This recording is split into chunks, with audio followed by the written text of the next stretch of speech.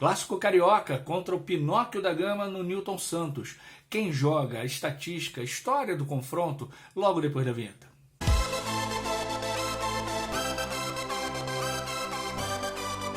Fala galera, saudações tricolores, tudo bem com vocês?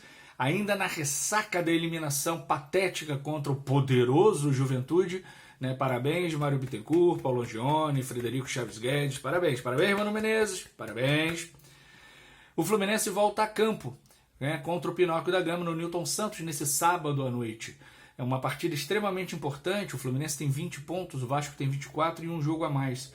A vitória hoje leva o Fluminense a 23, a ficar a 1 ponto do Vasco, né, e com um jogo a menos contra o Atlético Paranaense no Maracanã. Então, vencendo esse jogo extra, esse jogo não extra, mas esse jogo atrasado, adiado, o Fluminense passaria também o Vasco da Gama. Mas tudo depende de uma vitória hoje no Newton Santos, hoje à noite. O jogo tem tudo para ser mais um daqueles jogos entre Vasco e Fluminense catimbado, né, com jogadas ríspidas, né, e me preocupa a arbitragem. Né? Anderson Daronco é muito leniente com jogadas bruscas, tem uma arrogância de estar acima das imagens, briga com as imagens, como foi contra o Paysandu na Copa do Brasil, acho que do ano passado ou do ano retrasado, não me lembro. E me preocupa bastante, porque o Vasco joga contra o Fluminense como se estivesse enfrentando o maior inimigo da face da terra. E deve ser mesmo, porque os últimos anos não tem sido fácil para a turma lá do baile no Chiqueirão. O Fluminense vai a campo com Fábio, Samuel Xavier, Thiago Silva, Thiago Santos e Diogo Barbosa, André Martinelli Ganso, Arias, Cauã Elias, e aí a dúvida do mano, e meu Deus, Lima ou Keno? Que dúvida cruel. E é sério, não é um deboche com o Mano Menezes, é uma dúvida cruel mesmo, porque o Lima não é atacante e o Keno não é mais jogador de futebol. Né? É um Zé Ruela que fica provocando a torcida com o Fluminense precisando de mais um gol. Né, em vez de correr logo para o meio campo para dar a saída logo, ele preferiu botar a mãozinha na orelha, né, para provocar a torcida por um gol que ele fez porque bateu no zagueiro do Juventude, porque se não batesse o goleiro deles pegaria. Né, então vai ganhar, talvez ganhe de prêmio, né, a escalação como titular contra o Pinóquio da Gama hoje. Na história do confronto são 392 jogos, com 124 vitórias do Fluminense, 115 empates e 153 vitórias do Vasco da Gama. O Fluminense marcou 517 gols e sofreu 561. O Fluminense, por muitos anos, por décadas, era um counterava o Vasco direto o tempo inteiro. E depois da ascensão ao poder da dupla nefasta do futebol carioca, Eduardo Viana e Eurico Miranda, essa freguesia mudou de lado, porque subiram para isso, para boicotar o Fla-Flu como maior rivalidade do Rio de Janeiro, e colocar o Vasco, de maneira biônica, como se dizia na época da ditadura, como o grande rival do Flamengo, que nunca foi, não é e nunca será. Aliás, o nunca será mesmo, porque o Vasco nunca mais vai voltar a ser grande como era. E o Fluminense passou também umas boas 2 décadas aí sofrendo muito com os jogos contra o Vasco, visto que perdeu o Carioca de 93 e perdeu o Carioca de 94 para o time lá do Chiqueirão de São Cristóvão. Então, a história desse confronto tem 2 fases de domínio muito grande. Na primeira, o Fluminense podia botar o time de júniores que ganharia do Vasco. E não era porque o Vasco jogava mal, não. O Vasco jogava bem. Mas o Fluminense ia lá e se impunha e ganhava a maioria dos jogos.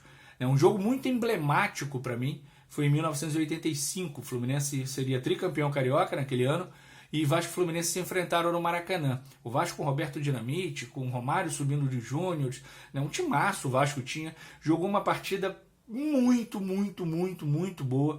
Foi desesperador estar na arquibancada do Maracanã naquele dia, porque o Vasco massacrou o Fluminense. Teve inúmeras oportunidades, Paulo Vitor salvou algumas, outras para fora, a zaga tirava. Aliás, uma tremenda zaga que o Fluminense tinha, com o Ricardo Gomes. E o Fluminense deu 3 ataques perigosos. No primeiro, Branco fez o primeiro gol, o gol que abriu o placar. Aí o Branco se machuca, entra o Renato. E aí o Renato vai lá e faz o quê? O segundo gol. E o René, né? Saudoso René Weber, entra e tem uma grande chance e quase marca o terceiro. O Fluminense deu 3 ataques perigosos durante todo o jogo e ganhou o jogo por 2-0. Era essa a rivalidade, né? E era essa a freguesia do Vasco para o Fluminense. Já a freguesia do Fluminense para o Vasco, né, durou aí uns 20, 25 anos, era diferente. Né? O Vasco vinha, jogava bem, o Fluminense não jogava nada e perdia a maioria dos jogos, né, para o Pinóquio da Gama. Né? Como em 93, na decisão em 3 jogos, né, o Vasco acabou campeão. Em 94, o Vasco ganhou o último jogo, era um quadrangular, na verdade, foi o ano do 7-1 do Fluminense sobre o Botafogo. E o Vasco e o Fluminense jogaram a última partida e o Vasco ganhou por 2-0, ainda perdeu um pênalti logo no início, foi a única coisa que a gente comemorou na arquibancada.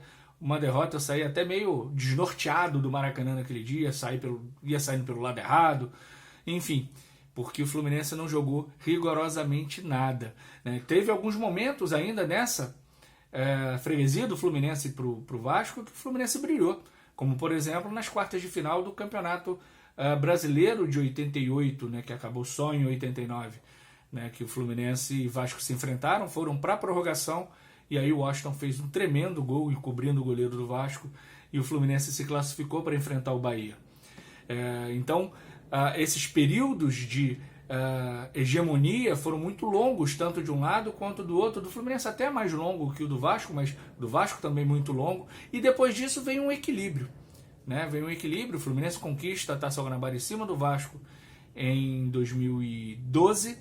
Né? O Vasco nos elimina da final do estadual em 2018, com aquele gol do Fabrício aos 49, 50 minutos, sei lá que tempo que era, né? Com o Abel deixando que o Richard, que era o volante, saísse para marcar o zagueiro do Vasco, né? No meio do campo e não estando na volância, né? Para poder marcar e tirar a bola de lá, e furar a bola e acabar com o jogo.